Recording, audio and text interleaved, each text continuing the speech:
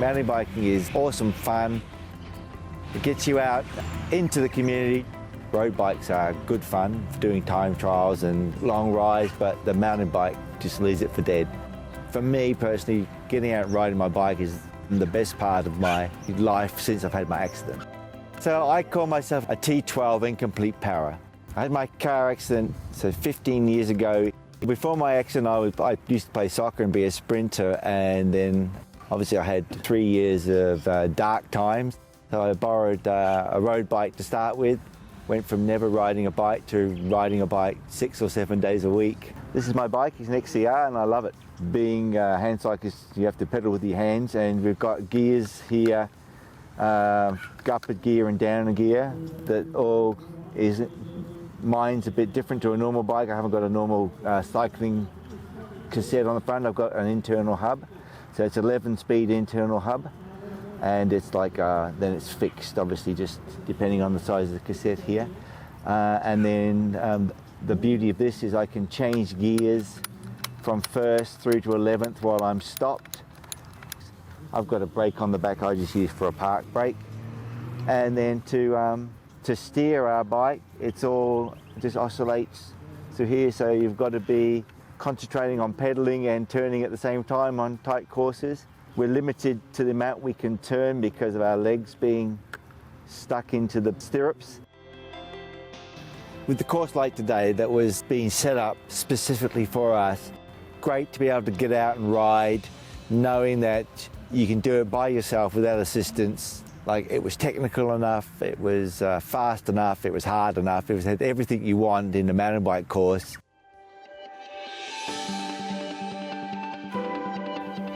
Hi, I'm Chris Sontag. This is a G-trike made by Sporton. This is their sitting recumbent style with 2 front-facing steering wheels. You could probably see a few things that make this different from a normal mountain bike. Quite obviously the 3 wheels to give it more stability, and they have like full independent front suspension and rear suspension. This one actually has a 750 watt power assist on it, and the battery is hidden under the seat. So you can see down here, this is the power assist motor. These ones are all made by Bafang. Just underneath the seat between the frame is the battery. The on and off switch down here. This one's actually been modified a little bit since I have gotten it. Some things are a bit more closed in. So on the track, this one's actually really stable. I've actually never come off of this bike before. A lot of the other bikes are quite tippy. I suppose the ones that are lower to the ground don't have as good a turning circle, but this one here, actually, because of the 2 front wheels, they turn and they also tilt. They have a bit of a camber when they turn.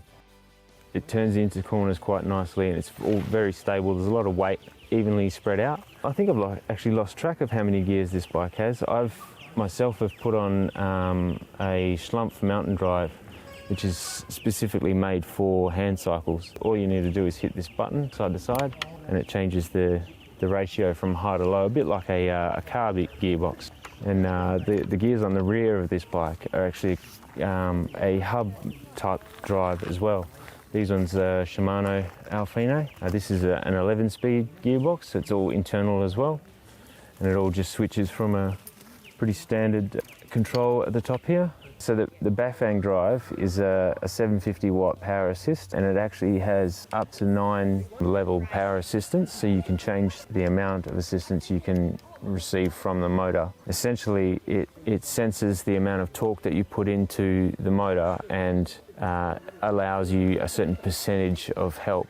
A lot of the time, like, we need this power assist on hand cycles because quite naturally you can't get as much power out of your arms as people would out of their legs. So it's quite essential for a lot of these hand cycles to be able to keep up with people, like say your able-bodied friends. If you want to go out for a ride with them, a lot of them just take off without you. So this is quite essential for being able to keep up and enjoy yourself while you're on the trails with your mates.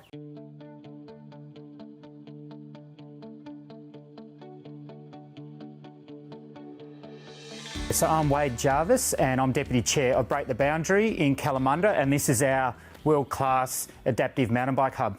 So break the boundary here at the moment, when we're just getting people into the sport, we usually accommodate people and we take them out and we get them and they can test bikes and we can go out with them and make sure it's a safe environment. So we cater for people that have had maybe a minor ankle accident and want to come out and enjoy the trails in the short term, to people that have had major physical trauma in their life.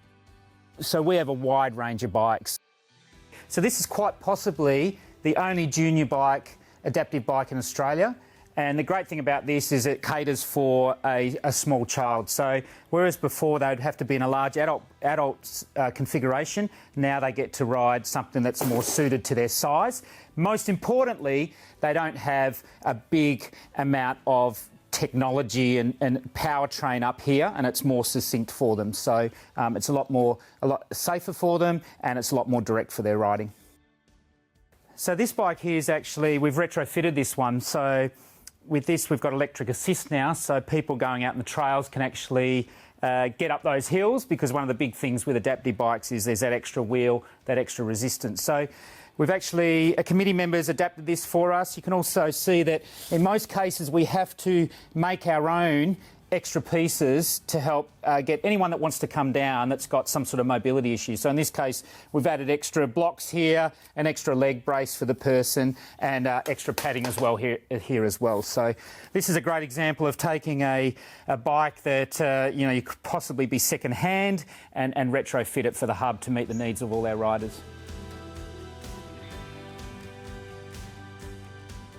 So the manufacturer is called the Bomber. Okay, so this bike is fitted with fat tyres, which was actually a trend a couple of years ago, but it just allows you to get through sandier terrain, especially with the pedal assist now. This allows people to really have a lot of fun out there and not get bogged out in certain trails that have a lot of sand. People have very specific needs with these, so they need to come up and try bikes first to know, do they want one they sit back on, or would they prefer one that they can sit on the front with a particular breastplate. If you can't try the bikes, you can't be confident in buying something, especially when it costs this much.